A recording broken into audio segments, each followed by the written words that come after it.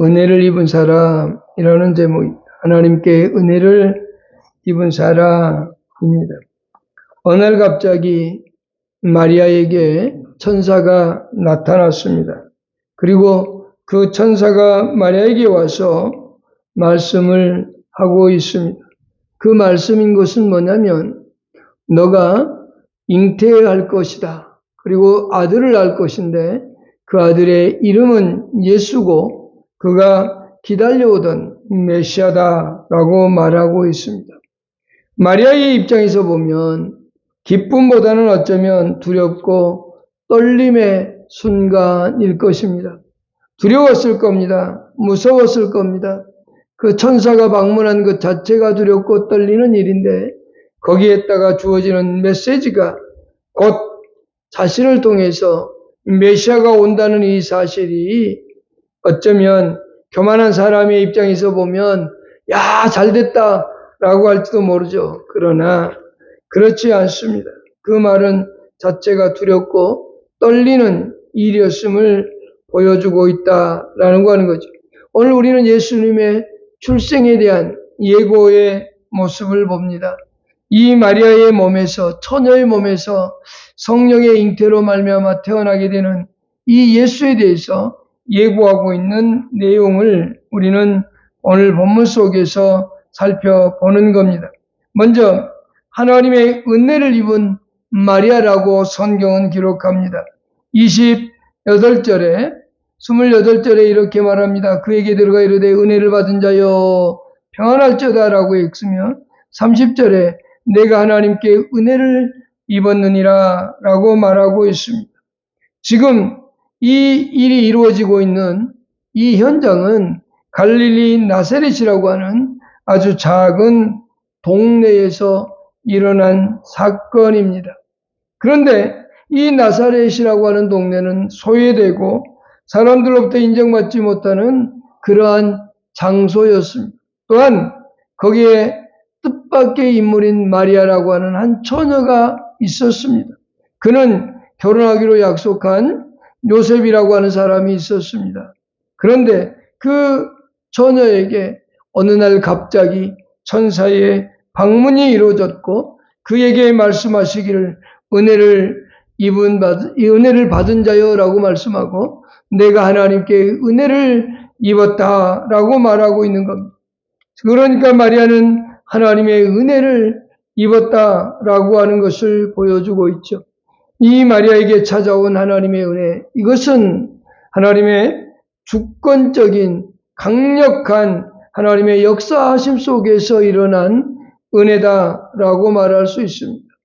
그저 어느 날 평범하게 살아가던 한 여인에게 찾아온 하나님의 놀라운 은혜, 그것은 그 마리아가 무엇인가 잘났기 때문에 누구보다 뛰어났기 때문에 찾아온 것이 아니라는 겁니다. 하나님의 은혜는 언제나 우리 인간의 어떤 무엇 때문에 찾아오는 게 아닙니다. 하나님께서 우리에게 구원을 주시는 것도 너가 무엇인가를 잘 예수를 믿을 것 같으니까 너가 무엇인가를 잘했으니까 이래서 우리에게 구원을 주신 게 아닙니다. 그 은혜는 하나님의 절대적인 주권에 의해서 이루어진 은혜라는 사실. 또한 어떤 하나님의 큰 역사를 이루기 전에 하나님은 먼저 은혜를 베푸시고 시작한다는 사실을 우리에게 볼 수 있습니다. 그 사람에게 은혜를 베풀어 주셔서 하나님의 역사를 이룰 수 있는 일꾼으로 쓰임받게 한다는 사실입니다. 오늘 우리 자신들을 먼저 생각해 봐야 됩니다. 나는 과연 하나님의 은혜를 입은 자인가? 라는 질문을 던질 때 우리는 당연히 예, 저는 하나님의 은혜를 입은 자입니다.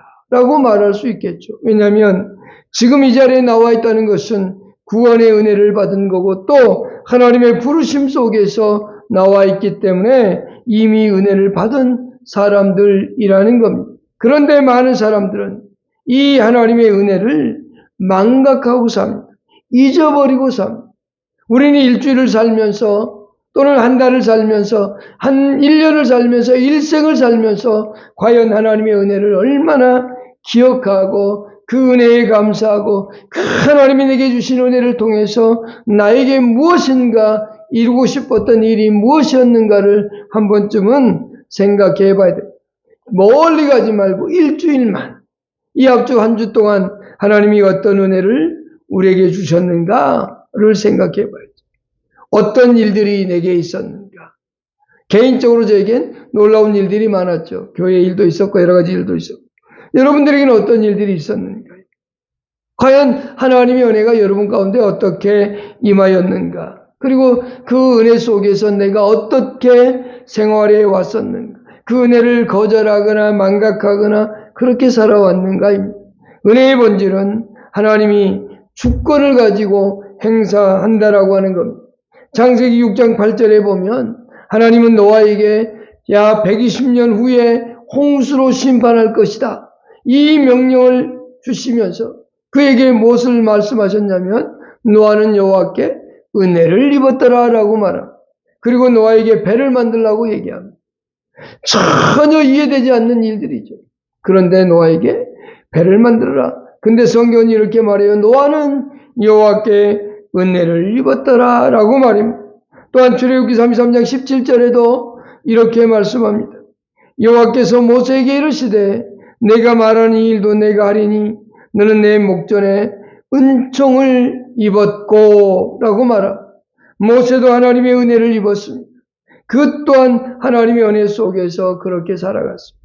우리는 성경 속에서 나오는 수많은 믿음의 사람들을 봅니다. 그들 모두에게 어떻게 해요? 하나님이 은혜를 베풀어 주십니다. 아브라함에게 우상 숭배하며 우상의 물건을 팔던 사람인 그를 부르셔서 하나님이 그냥 강권적으로 부르셔서 믿음의 조상을 만드시는 역사, 그것 또한 하나님의 놀라운 은혜였습니다. 우리가 잘 아는 다윗, 그는 한 촌에서 자라는 목동이었습니다. 목동을 하나님이 부르셔서 왕이 되게 하시고 또 예수 그리스도의 조상이 되게 하는 이 사실들, 이것이 과연 자신의 노력, 자신의 힘으로 가능할까요? 전혀 그렇지 않아요. 하나님의 절대적인 은혜 속에서 이루어지는 것. 우리가 마태복음 1장에서 보았던 족보에 나오는 여인들을 보았습니다. 족보에 나오는 수많은 사람들의 이름을 쭉 열거하면서 보았지만 그 가운데 4명의 여인들 내세울 게 있었던가요?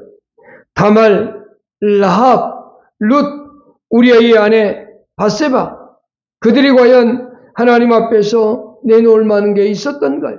전혀 없었습니다. 아무것도 내놓을 만한 게 없었습니다.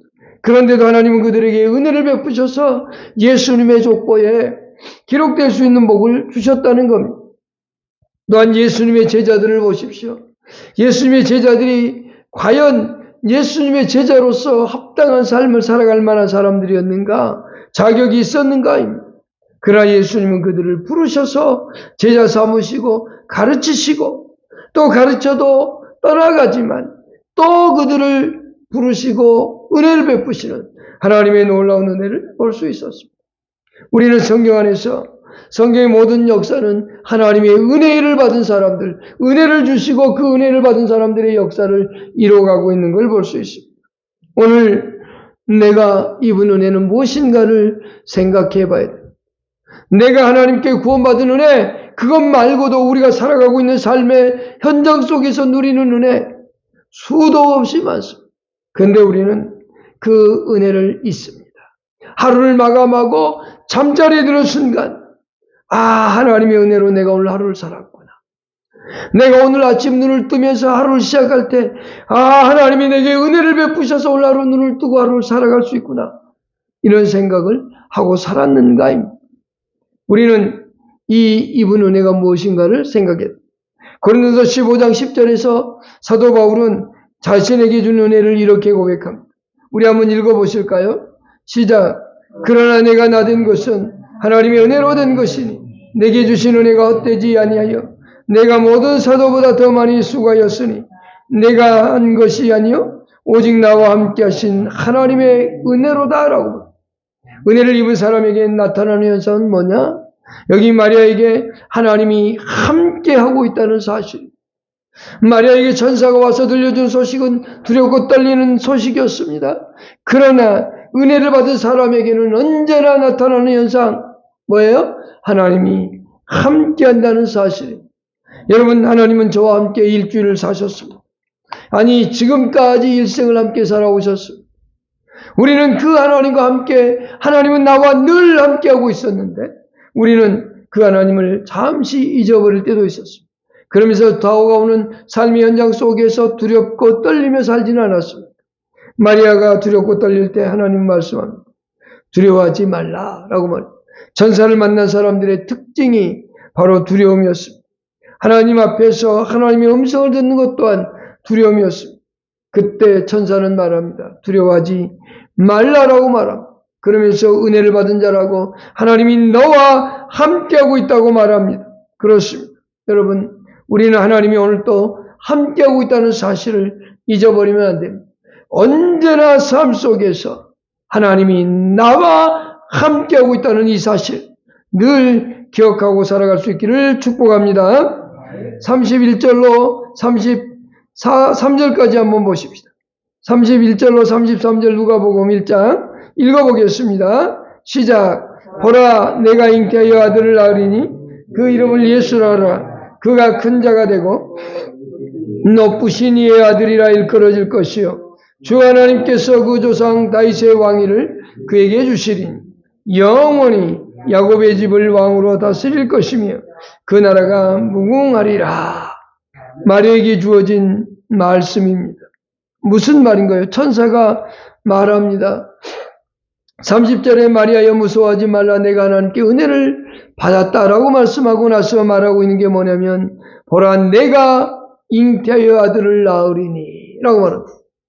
마리아야 너가 잉태할 것이다. 그리고 아들을 낳을 것이다.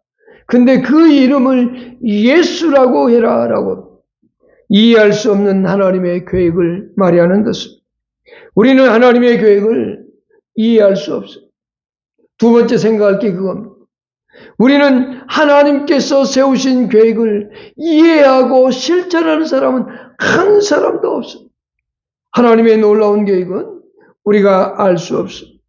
창세기 3장 15절에서 약속했던 여자의 우선, 그리고 이사야 7장 14절에서 처녀가 잉태하여 아들을 낳을 것이라는 말씀이 있었는데 그 말씀이 지금 마리아에게 주어졌다는 것. 그리고 그 이름을 자기 백성들의 죄에서 구원할 자라는 예수라는 이름으로 하라고 말씀하고 있습니다. 그러면서 32절에 다윗의 왕위가 주어질 거라고 말하고 있습니다. 다윗에게 약속했던 그 구약의 예언의 성취가 지금 이루어져서 영원한 나라가 너의 몸을 통해서 이루어질 것이라는 놀라운 사실을 듣게 됩니다. 이 사실은 얼마나 마리아의 입장에서 생각해 보면 어려웠겠습니까? 도저히 이해할 수 없는 일입니다. 우리는 이 일어나는 삶의 속에서 하나님의 계획을 절대로 이해할 수 없습니다. 욥은 그 사실을 너무도 잘 알아서 그는 고백했습니다. 욥은 자신이 어느 날 그 많던 재산을 다 잃어버리고 그리고 자식들도 잃고 재산도 잃어버렸습니다. 건강도 잃었습니다. 그러나 그것이 하나님의 일하시였음을 그는 고백했는데요. 이사야 42장 2절에서는 이렇게 말합니다. 주께서는 못하실 일이 없사오며 무슨 계획이든지 못 이루실 것이 없는 줄 아오니 라고 말씀하면서 42장 3절을 말씀하는데요. 같이 한번 읽어보겠습니다. 시작. 무지한 말로 이치를 가리는 자 누구니까 나는 깨닫지도 못한 일을 말하였고 스스로 알 수도 없고 헤아리기도 어려운 일을 말하였나이다. 욥은 자신이 겪었던 그 일들 전혀 이해할 수 없었다고 얘기합니다. 하나님의 놀라운 계획을 이해할 수 없습니다. 우리는 요셉의 경우도 그렇습니다. 요셉이 아버지로부터 사랑을 참 많이 받은 아들입니다. 그런데 그 형제들이 요셉을 시기했습니다. 그래서 아버지가 신분을 보냈을 때 형제들이 요셉을 죽이려고 했고 그 죽이려고 했다가 아니다 노예로 팔자 그래서 노예로 팔았습니다.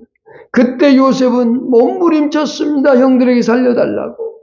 형들이여 제발 이러지 말라고 울부짖었다고 성경은 얘기합니다. 그런데 하나님은 욥을 애굽으로 보내야만 했습니다. 그리고 그 애굽에서 노예 생활할 때 하나님은 그곳에서도 함께 하셨습니다. 그리고 주인으로부터 인정도 받았습니다. 그런데 어느 날 모함을 당해서 또 감옥에 가게 됩니다. 감옥에 가야만 되는 이유가 있었습니다. 그곳에서 애굽의 총리가 되는 길이 열리기 때문인 겁니다. 그래서 애굽의 총리가 되어서 애굽을 다스리고 흉년이 들었을 때 그 흉년을 해결하는 사람이 되었습니다. 그때 흉년 들었을 때 형제들도 찾아와서 곡식을 얻어갔고 아버지도 찾아와서 함께 살아가게 되었습니다. 그리고 아버지가 죽고 나니까 형제들이 이 요셉이 무서워졌습니다. 그래서 두렵고 떨림으로 그 앞에 엎드렸을 때 요셉은 그들에게 이렇게 말을 했습니다. 당신들은 나를 해하려 하였으나 하나님은 그것을 선으로 바꾸사 오늘과 같이 많은 백성의 생명을 구원하게 하시려 하셨나이다 라고 말합니다. 요셉이 애굽에 갈 수밖에 없었고 바로의 감옥 속에서 고생하면서 훈련받아야만 되었던 이유는 이스라엘의 백성의 생명을 구원하기 위함이라고 요셉은 고백하고 있는 겁니다. 자신에게 일어난 일들이 억울할 수도 있었을 겁니다. 도저히 왜 내게 이런 일들이 일어난지 이해할 수 없었을 겁니다. 그러나 하나님의 놀라운 계획이 그에게 있었다는 겁니다. 이스라엘 백성을 구원하고 자기 형제들을 구원하기 위함이었다고 그는 훗날 그렇게 고백했던 겁니다. 그렇습니다. 우리는 하나님의 놀라운 계획, 하나님의 일하심에 대하여 이해할 수 없습니다. 마리아도 이해할 수 없었습니다. 마리아에게 나타나서 천사가 해주는 말은 너무도 놀랍고 너무도 무서운 말이었습니다. 아니 감히 나를 통해서 이 놀라운 일이 일어난다니 라는 두려움과 고통의 시간이었을 수 있습니다. 하나님의 이해할 수 없는 계획, 우리의 삶 속에서도 일어날 수 있습니다. 우리는 살면서 어려운 문제를 당할 때 사람들은 원망을 하고 불평을 합니다. 처음에 한 번은 괜찮습니다. 두 번, 세 번 일어나면 원망하고 불평을 하다가 끝내는 하나님까지도 원망하는 사람들을 볼 수 있습니다. 그러나 하나님은 그것이 계획 속에 있다는 사실을 우리는 잊어버립니다. 우리는 하나님의 섭리를 가끔은 잊어버립니다. 그런 하나님의 계획은 우리가 이해할 수 없는 방식으로, 절대로 이해할 수 없는 방식으로 이 땅에서 일어나고 있다는 사실을 인정해야만 됩니다. 여러분 일주일을 살면서 하나님의 놀라운 섭리를 경험하지 못하셨나요? 한 달을 살면서 일생을 살면서 하나님의 섭리를 경험하지 못했나요? 저는 예수를 영접하게 된 게 아팠습니다. 많이 아팠습니다. 그래서 죽을 걸 각오했습니다. 근데 그 일로 인하여서 하나님은 나를 예수 믿는 사람 만들어 주셨어요. 여러분, 우리의 삶 속에서 일어나는 수많은 일들이 그냥 일어나지 않습니다. 하나님의 이해할 수 없는 계획 속에서 일어나고 있다는 사실을 인정하고 우리는 원망과 불평이 아니라 늘 감사하며 사셔야 됩니다. 하나님 이 일을 통해서 무엇을 이루고자 하십니까? 그래서 범사에 감사라는 말씀이 우리의 삶 속에서는 현실이 되어야 됩니다. 하나님이 내게 무엇을 이루기 위해서 나에게 어려움을 주는가? 나에게 어떤 고난의 시간을 주는가? 어떤 힘든 시간을 주는가를 생각해 봐야 됩니다. 또한 나에게 잘된 일이 있을 때 왜 이렇게 잘되는 일이 벌어집니까? 왜 이토록 놀라운 일들이 벌어집니까? 하나님께 묻고 또 내가 해야 될 일이 무엇입니까를 물어볼 수 있어야 돼요.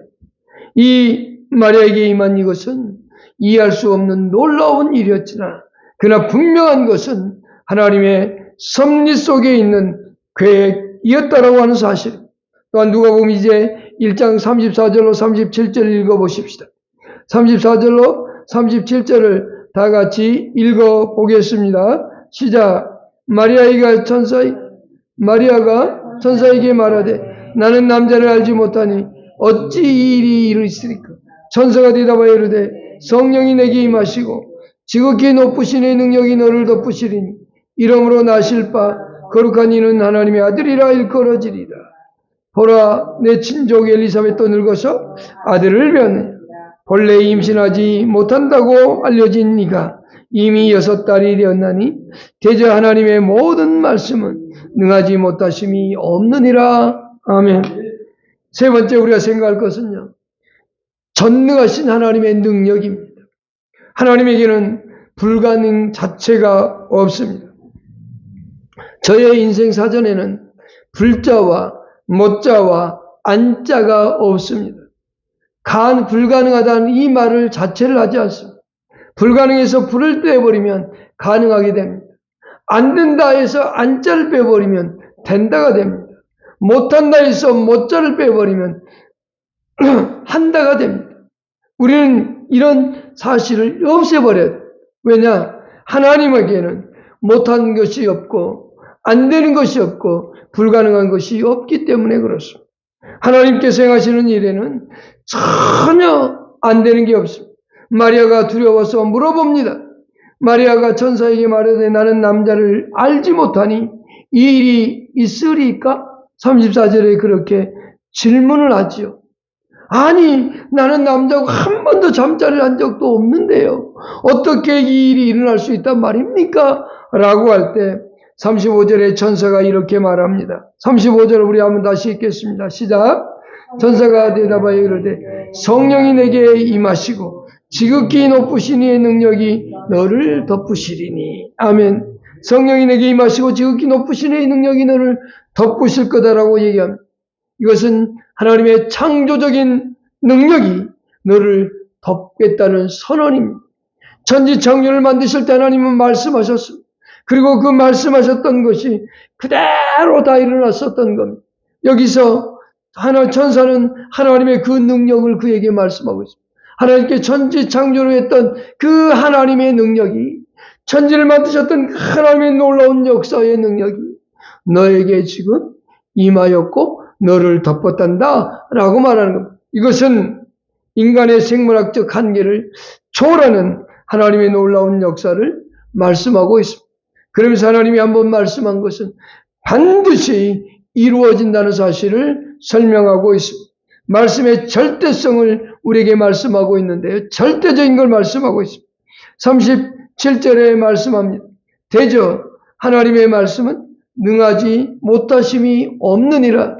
하나님의 말씀은 반드시 이루어진다는 사실을 예를 들었는데요. 누구를 들었냐면 엘리사벳의 경우를 들어서 입증하고 있습니다. 엘리사벳은 마리아도 아는 친척이지 않습니까? 그래서 나이가 많았고 이 아이를 낳을 수 없는 사람인데 그 사람이 바로 엘리사벳 자기의 친척 가운데 있다. 그 여인이 벌써 임신한 지 6개월이나 됐단다. 그러니 너희도 이 일은 당연한 거다. 이루어질 수 있는 거다라고 얘기하죠. 아브라함의 경우에서도 우리는 알 수 있지 않습니까? 100세에 이삭을 낳았다고 말합니다. 절대로 애를 낳을 수 없는 그런 삶 속에서 그는 애를 가졌던 것을 볼 수 있습니다. 하나님의 전능하심, 하나님의 능력, 그것을 우리는 믿고 살고 있는가입니다. 우리의 삶 속에서 일어나는 삶의 모든 것들, 그것이 내 삶 속에서 이루어지고 있는가라고 하는 겁니다. 여기까지만 우리가 생각해 본다면 우리는 이렇게 말할 수 있습니다. 마리아는 이해할 수 없는 하나님의 섭리 가운데서 지배하고 있었습니다. 그는 내 삶의 주인이 하나님인 것을 말할 수 있었습니다. 우리 이제 38절을 보십시다. 전혀 이해할 수 없는 하나님의 계획, 그 하나님의 계획 속에서 하나님의 전능하심을 나타낸다고 할 때 마리아는 위대한 고백을 하고 결단을 합니다. 38절입니다. 같이 읽겠습니다. 시작. 마리아가 이르되 주의 여종이오니 말씀대로 내거 이루어지이다 하며 천사가 떠나가니. 역사상 가장 위대한 순종의 고백과 결단입니다. 마리아의 이 고백은 자신에게 닥쳐올 일이 어마어마한 일인 것을 그가 모르지는 않습니다.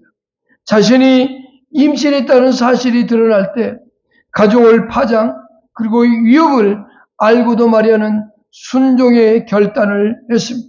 여기 두 가지의 모습을 우리는 살펴볼 수 있는데, 첫 번째, 마리아가 이르되 주의 여종이니 라고 말씀합니다. 이 말씀은 자신의 소유권이 하나님에게 있음을 인정하고 있는 겁니다. 내 삶의 주인이 내가 아니라 하나님이십니다. 내 삶을 지배하고 다스리시는 분이 하나님이시라고 그는 인정하고 있다는 겁니다. 내가 주의 여종이니 주께 속한 한갓 보잘것없는 여종에 불과한 사람이라고 말입니다. 그런 사람인데 하나님 모든 주권이 하나님께 있고 하나님께서 나를 지배하고 다스리신다면 나는 그대로 따르겠습니다라고 하는 그의 고백입니다. 주의 여종이오니 내 모든 소유권은 하나님께 있습니다. 생명도 재산도 모든 것이 다 하나님께 있음을 인정하고 있다는 겁니다. 그러면서 뭐라고 말합니까? 이 마지막에 말씀대로 내게 이루어지이다 라고 말합니다. 자신의 계획과 아니보다 하나님의 계획이 앞서야 되고 그것이 이루어야 됨을 그는 인정하고 있습니다. 우리는 늘 생각합니다. 내가 세운 계획이 하나님께서 그 계획대로 따라와 주고 하나님이 내가 세운 계획을 그대로 이루어 주기를 원합니다. 그러나 그것은 신앙인의 자세가 아닙니다. 내가 세운 계획이 아무리 훌륭해도 하나님께서 이끌어 가시는 삶의 계획을 우리는 믿어야 되는 겁니다. 하나님의 계획을 가장 앞세운 사람, 이것이 곧 순종할 수 있는 사람인 겁니다. 창세기 6장 22절에 보면 노아가 그와 같이 하여 하나님이 자기에게 명령하신 대로 다 행하였다고 말합니다. 120년 후에 하나님을 심판할 것을 말씀하시면서 배를 만들라고 얘기합니다. 도저히 이해할 수 없는 일이었습니다. 그런데 그는 그 말씀대로 준행하였다라고 말합니다. 노아가 여호와께 자기에게 명하신 대로 다 준행하였더라. 창세기 7장 5절에도 그렇게 말합니다. 또한 출애굽기 40장 16절에는 모세가 그와 같이 행했다고 말합니다. 모세가 그같이 행하되 곧 여호와께서 자기에게 명령하신 대로 다 행하였다고 말하고 사무엘상 16장 4절에도 사무엘이 여호와의 말씀대로 행하였다고 말합니다. 우리는 가장 본봐야 될 예수님의 삶을 보십시오. 예수님은 하나님의 뜻에 온전히 순종하며 사셨던 걸 볼 수 있습니다. 오늘 우리에게 요구되는 것, 마리아는 자신의 모든 것을 희생해서라도 하나님의 뜻을 이루고자 했습니다. 오늘날 우리에게 요구되는 것은 무엇일까요? 전도서 12장 13절 한번 읽어보실까요? 시작. 일의 결국을 다 들었으니 하나님을 경외하고 그의 명령들을 지킬지어다. 이것이 모든 사람의 본분이라고 말합니다. 그렇습니다. 오늘 우리에게 주어진 하나님의 명령, 하나님의 말씀은 헛되이 돌아오지 아니하고 하나님께서 이루신다고, 하나님의 뜻을 이루신다고 이사야 55장 11절에서 말씀하셨습니다. 이사야 55장 11절에 내 입에서 나가는 말은 이와 같이 헛되이 내게로 돌아오지 아니하고 나의 기뻐하는 뜻을 이루며 내가 원하는 일에 형통함이라고 말합니다. 오늘 우리의 삶 속에서 하나님의 일하심과 전능하심을 믿고 따른다면 오늘 우리는 살아가는 삶의 터전 속에서 하나님의 일하심을 믿고 내 삶의 주인이 하나님을 인정하면서 한 주간을 살아가는 저와 여러분 될 수 있기를 축복합니다. 그리고 하나님의 말씀에는 능하지 못하심이 없음을 믿고 말씀 앞에 서서 말씀을 실천하고자 하는 노력이 저와 여러분 가운데 있기를 예수의 이름으로 축복합니다. 기도하겠습니다.